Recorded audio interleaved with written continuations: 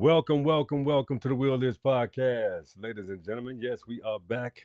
We are here on this wonderful Thursday. I hope, let me fix some things right here. We got a camera issue. We have a specific camera issue. Video. Let me fix that real quick. Let me check on some other settings because it seems like, if they keep playing tricky with me, I'm going to do something else. So check it out. Looks like we're squared away now. Looks like we're oriented very well. Oh yeah, man. Oh yeah. Oh yeah. Check it out.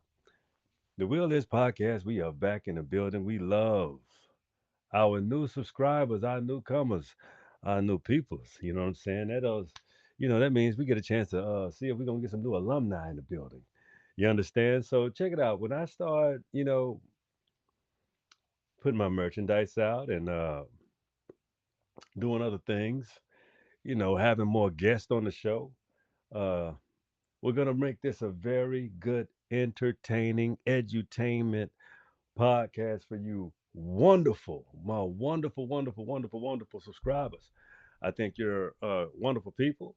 I think for you subscribing to the show, you see the elements of greatness in humanity, the greatness in society, the greatness in what we can actually do if we start understanding the elements of how to stop living in the gutter. Yeah, y'all like that gutter shit. That's the problem. The gutter is just, man, come on, man. The gutter, something to always go up higher. If you're from the gutter like I am, I'm from reservations, relegated too.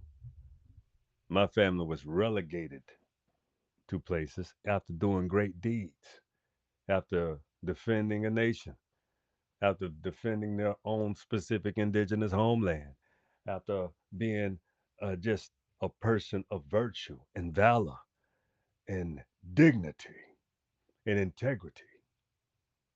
Dignity and integrity. But we got to discuss the other side of equation tonight. It's the WIP, Gutter Society Show, Dog Days, the real world we live in today. These are dog days, ladies and gentlemen. I'm trying to give you some light. You want to follow me? Let's go. Check me out. Gutter Society. I got some WIP moments.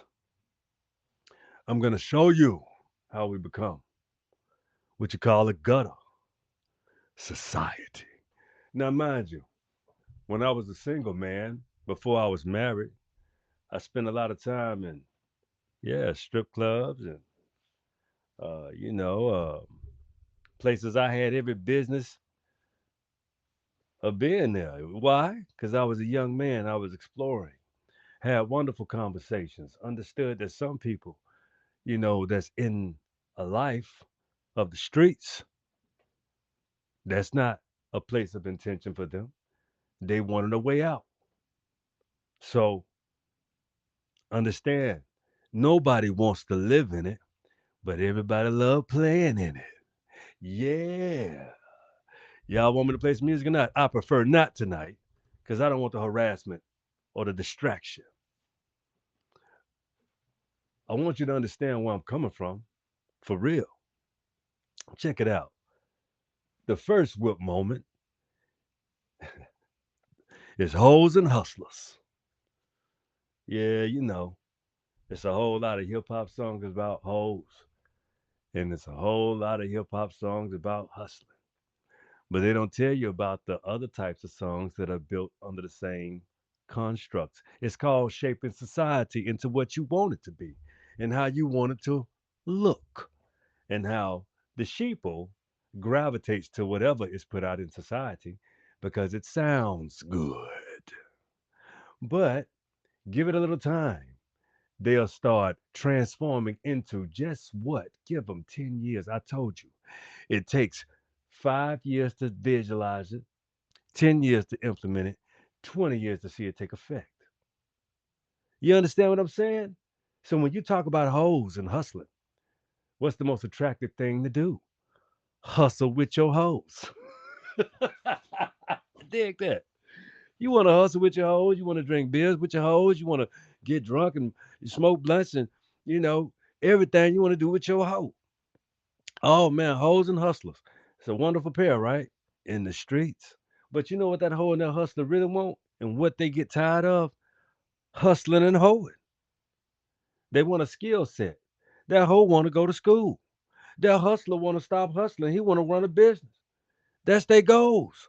At least they got one. At least they got some. At least in the time I was growing up, you know what I'm saying? Hustlers and hoes.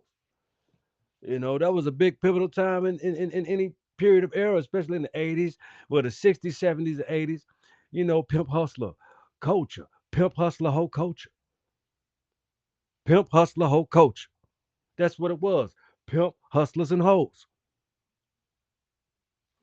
Very attractive, very attractive women. Some of the most vicious beings and creatures on the planet. Very attractive men. Some of the biggest killers that are in prison today. Biggest killers. They're attractive. They look good. They look great.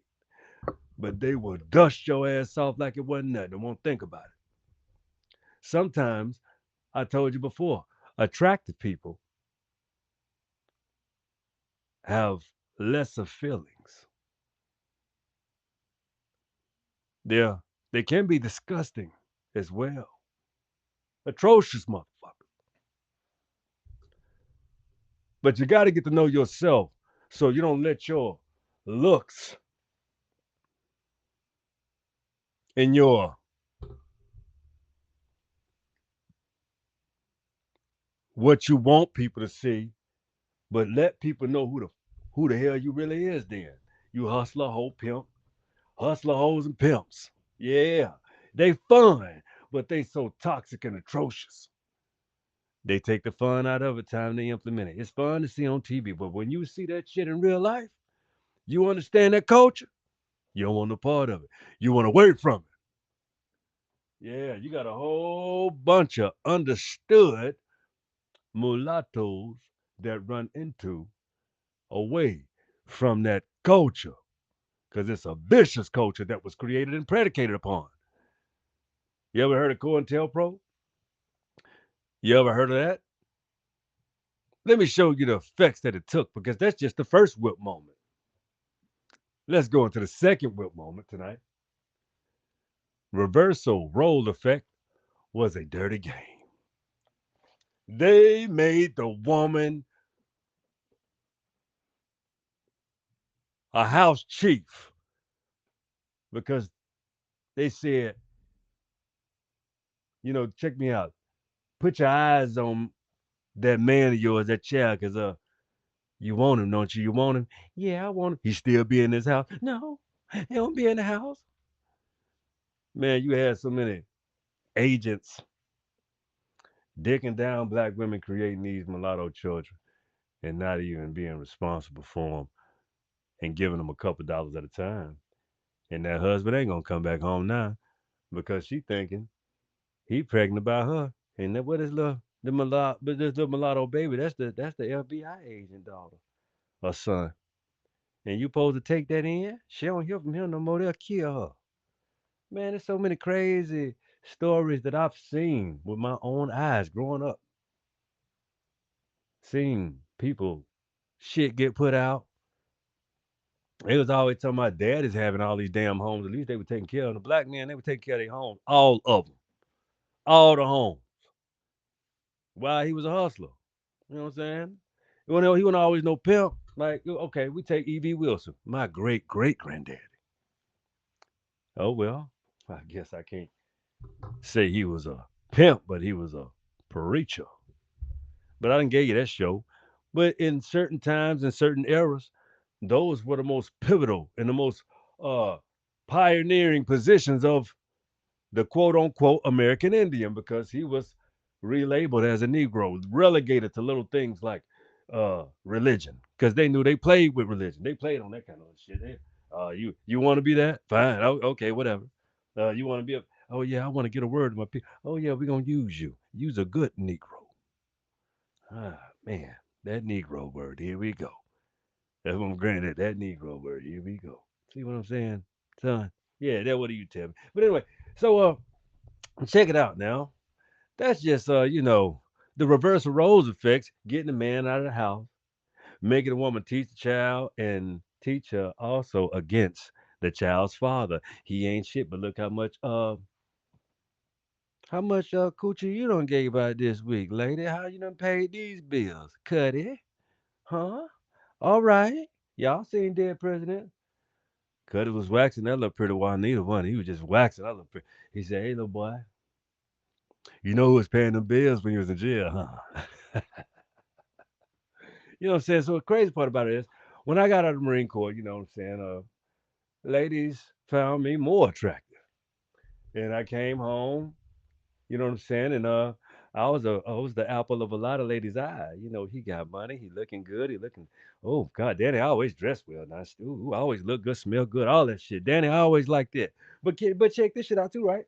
Uh, you want to be with me now when you got baggage? No, can do. No, no, no, no. I have the ability. I have all of the characteristics, the acumen, and the know-how to create my own family. I don't need no help. I don't need a ready-made one. What we had was fun. I had to move on. That was just how that went. You understand what I'm saying? The reversal role was, I'm not gonna move into your house with you and your children so I can be one of your children.